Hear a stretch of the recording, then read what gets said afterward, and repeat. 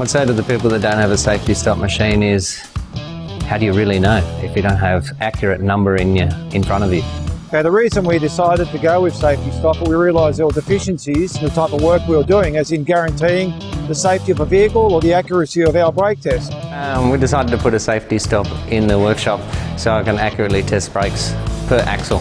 When you do the old style decelerometer test, it only gives you an overall vehicle test. It doesn't give you a per axle or per wheel test.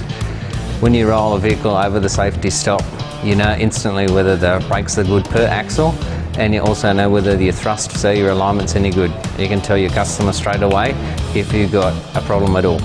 Oh, it saves us countless hours, every service, every safety inspection we do, every brake test we do. I've had over 10 years experience with SafeTstop. I just want to tell you how much of a valuable tool it is to your business. Not only can you give the customer quick reference to basically brakes, steering and suspension condition, you can also do corner weighting and basic wheel alignment checks. These are great tools, and the upsell on this is magnificent.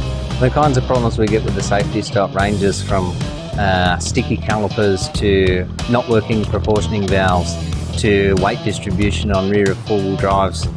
We've had vehicles that fail in a safety stop when the brake pads are cold, and when you go take the car for a test drive, warm up the brake pads, the vehicle will pass on the safety stop test, and that makes you know that whether the brake pads quality is even any good for the vehicle. My customers, when they ask what the safety stop is and we show them a report, are absolutely ecstatic. We have not had one complaint in over 5 years now of using the safety stop. In most cases, we get commended for actually taking the initiative and using state-of-the-art technology to ensure the safety and drivability of their vehicle. Yeah, definitely safety stops made me money because I can provide a better service. On average, I think probably $30,000 to $40,000 per annum it earns. Look, having the safety stop outside, initially it was the only option we had, but in hindsight now it was a stroke of genius. You know, driving over the safety stop is no problem, so we actually drive over it to get into one of our bays on probably 10, 15, 20 times a day. I use it for everything.